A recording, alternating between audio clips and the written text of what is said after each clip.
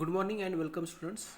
We will continue carbohydrate metabolism, competition number 3.8, and today's topic is glycated hemoglobin. When sugar molecule combines with protein with the help of enzyme, that process is called as glycosylation. But the same process, when it occurs by non-enzymatic method, it is called as glycation. Now this glycation is non-enzymatic method, but it is directly proportional to the amount of sugar present in the blood. If more sugar are present in the blood, then more body proteins undergoes glycation. So glycated hemoglobin means non-enzymatic addition of sugar to the hemoglobin molecule.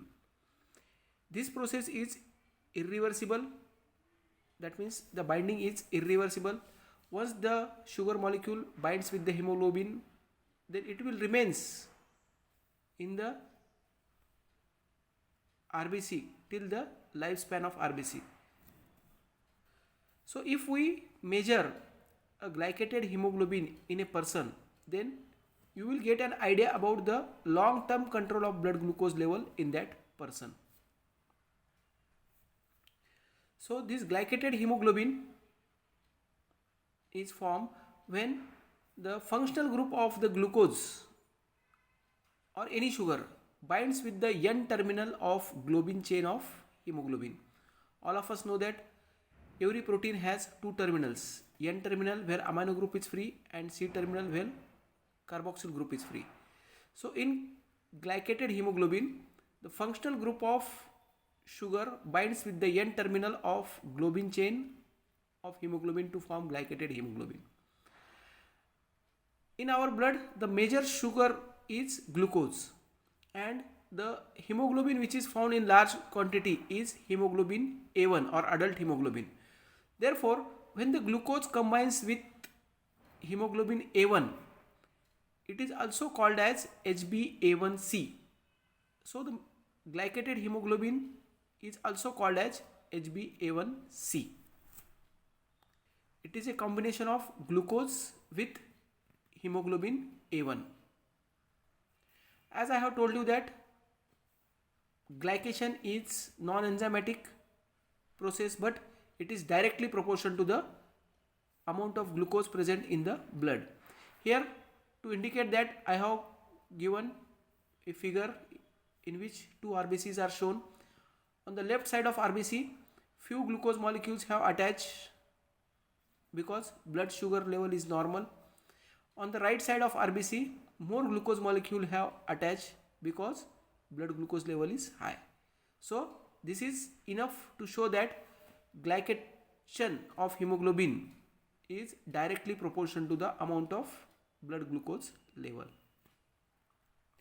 Therefore, it is very good indicator of long-term control of blood glucose level in diabetic persons. Now come to interpretation of glycated hemoglobin value. Before interpretation, you should know few things. This glycated hemoglobin is not done for the diagnosis of diabetes mellitus.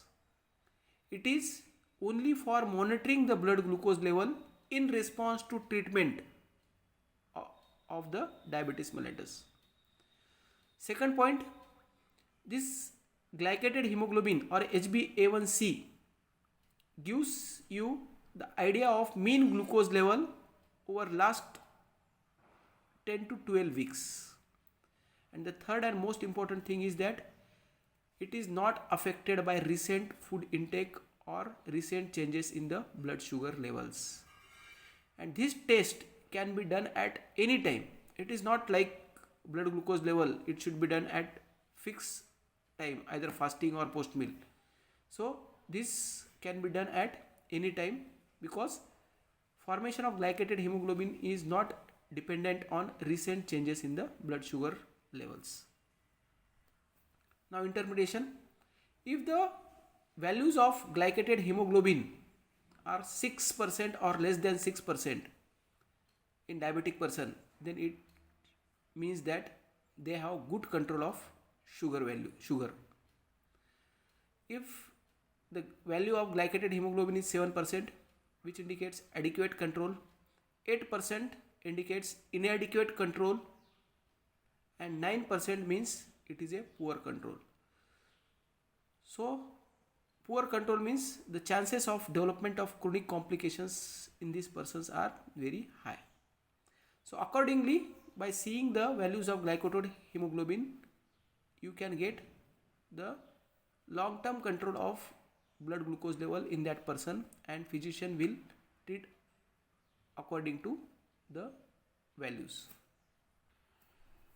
By measuring HbA1c, you can also find out the blood glucose level, and that blood glucose level is called as derived average glucose. 6% of glycated hemoglobin means 126 milligram percent of derived average glucose level. 7% means 154 milligram per deciliter of glucose. 8% glycated hemoglobin means 183 milligram per deciliter of derived average glucose. 9% HbA1c means 212 milligram per deciliter of derived average glucose. So by measuring the glycated hemoglobin, you can get the derived the blood glucose level. As I have already told you, elevated blood glycohemoglobin level indicates poor control of diabetes patient. In this case, the chances of development of chronic complications of diabetes like retinopathy and renal complications are very, very high. If glycated hemoglobin level decreases by 1%, then it decreases the chances of development of chronic complications by 30%. Similarly, if we found fluctuations in the values of HbA1c for long period of time, then it will lead to increase in the chances of complications of diabetes mellitus like retinopathy and nephropathy. There are some limitations for measurement of glycated hemoglobin. The first limitation I have already told you. It is not for the diagnosis of diabetes mellitus. Apart from that, sometimes you will get false high values of HbA1c in case of fetal hemoglobin. If the fetal hemoglobin or F hemoglobin is present in the blood, then it will give false high values.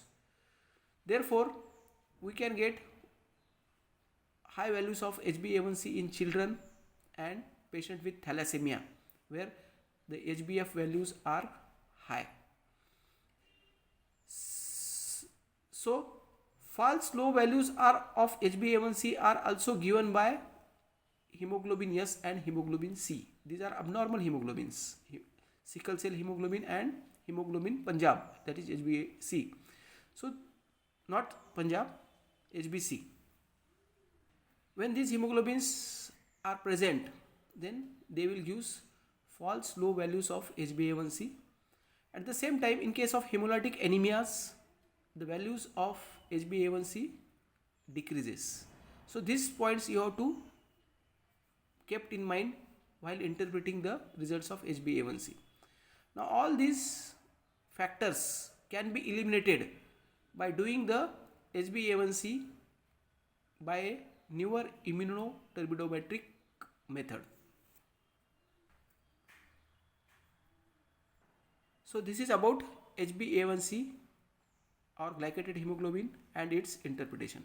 Thank you very much.